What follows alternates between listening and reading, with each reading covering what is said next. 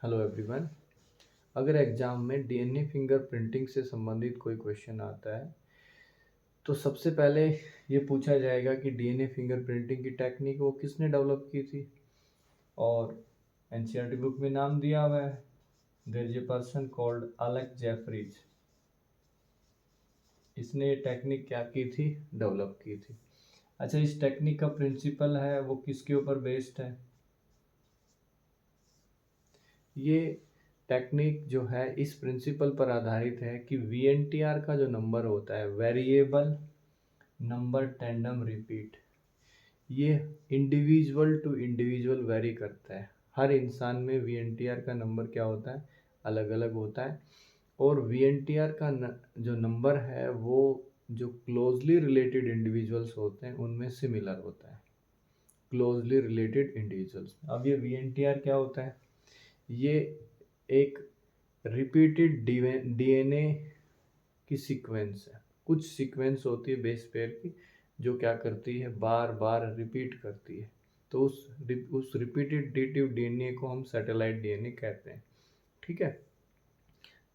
तो सभी इंसानों के अंदर जो 99.9% डीएनए वो क्या है, सेम है।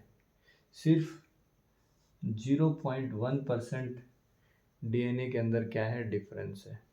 और उस डिफरेंस के अंदर क्या प्रेजेंट होते हैं, VNTR, variable number tandem repeat. और ये हर इंडिविजुअल का क्या करता है, वेरी करता है। तो ये जो वीएनटीआर है ये इस डीएनए फिंगरप्रिंटिंग टेक्निक का क्या है, बेसिस है, प्रिंसिपल है, जिसके ऊपर ये आधारित होती है। तो हम इस वीएनटीआर के अंदर डिफरेंस फाइंड आउट करते हैं। ठीक है। तो प्रोसेस क्या है, प्रोसीजर क्या है, स्टेप्स क्या है डीएनए फिंगरप्रिंटिंग के? तो सबसे पहला ये होता है कि हमें डीएनए को क्या करना है, कलेक्ट करना है। तो वो डीएनए कहाँ से कलेक्ट किया जा सकता है? ब्लड सैंपल से भी, या सीमन का कोई सैंपल है, या हेयर फॉलिकल है, स्किन है, बोन है, या सिगरेट बड है, सलाइवा है। जहाँ से भी हमें कोई सेल मिल सकती है उस सेल से हम क्या कर लेते हैं, डीएनए। तो यहाँ पे इस डायग्राम में मैंने ब्लड दिखाया। तो ब्लड सेल से हम क्या आइसोलेट करते हैं, डीएनए। अगर इस डीएनए की मात्रा कम है तो हम इस डीएनए को एम्पलीफाई कर सकते हैं। कौन सी टेक्निक से? पीसीआर से। पीसीआर से इसके मल्टीप्लाई कर सकते हैं, मल्टीपल कॉपीज इसकी बना सकते हैं। अच्छा, उसके बाद इस डीएनए को हम क्या करेंगे, कट करेंगे। कौन से एंजाइम से? रेस्ट्रिक्शन एंडोन्यूक्लियस से।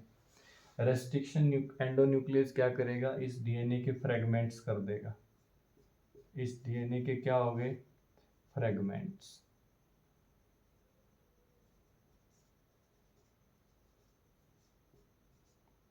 फिर इन फ्रेगमेंट्स को हम लोड कर देते हैं, किसके अंदर लोड कर देते हैं भाई, एगारोज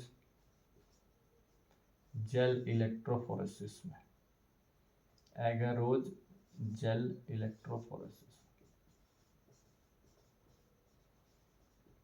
ये टेक्निक क्या करती है, ये टेक्निक जो डीएनए है उसके फ्रेगमेंट्स को साइज के आधार पर क्या कर देती है, सेपरेट कर देती है। ये डीएनए के फ्रेगमेंट्स क्या हो गए, सेपरेट हो गए। इन सेपरेटेड फ्रेगमेंट्स को हम स्टेन करते हैं। ठीक है। और हम इनको क्या कर सकते हैं, विजुलाइज कर सकते हैं। फिर इन डीएनए के जो फ्रेगमेंट्स हैं, इन फ्रेगमेंट्स को हम एक सुटेबल केमिकल से ट्रीट करते हैं।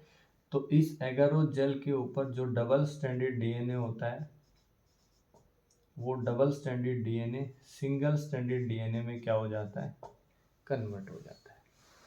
उसके बाद इस एगारो जेल के ऊपर जो डीएनए के स्टैंड्स हैं, सिंगल स्टैंडर्ड डीएनए के जो फ्रेगमेंट्स हैं उनको हम क्या कर देते हैं, ट्रांसफर कर देते हैं। ये जेल है, एगारो जेल प्लेट है। इस प्लेट के ऊपर जो सिंगल स्टैंडर्ड डीएनए है उनको हमने ट्रांसफर कर दिया इस मेम्ब्रेन के ऊपर, जो ग्रीन कलर से मैंने दिखाई है। इस मेम्ब्रेन का नाम है नाइलॉन मेम्ब्रेन, या इसको हम नाइट्रोसेलुलोज मेम्ब्रेन भी कहते हैं, nitrocellulose. This is also known as nitrocellulose membrane या नाइट्रोसेलुलोज या नाइलॉन। तो जेल इलेक्ट्रोफोरेसिस से डीएनए के फ्रेगमेंट्स को नाइट्रोसेलुलोज मेम्ब्रेन पर ट्रांसफर करना क्या कहलाता है? This is known as Southern blotting. इस टेक्निक को हम नाम देते हैं साउदर्न ब्लॉटिंग।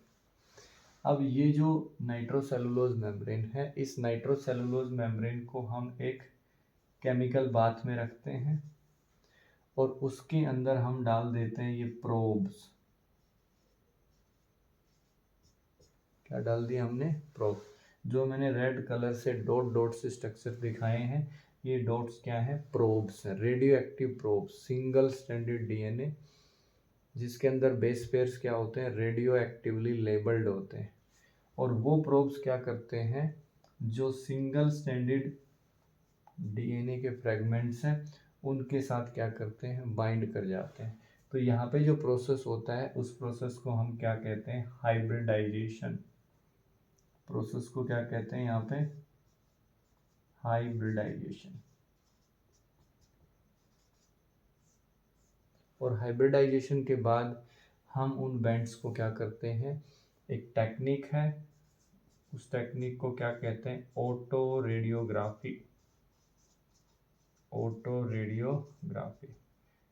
उस टेक्निक से क्या करते हैं? उन बैंड्स को एक्सरे से एक्सपोज करते हैं।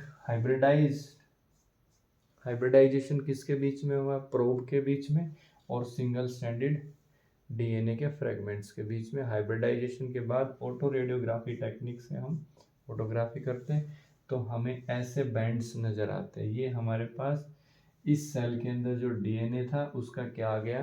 फिंगरप्रिंट आ गया। तो ये क्या है? These are the bands of DNA.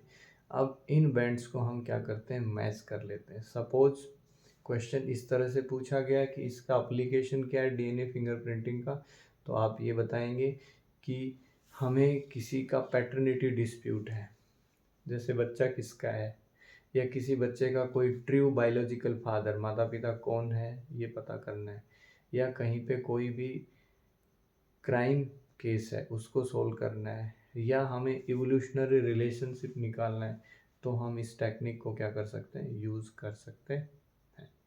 So this is about DNA fingerprinting. Thank you. Have a nice day.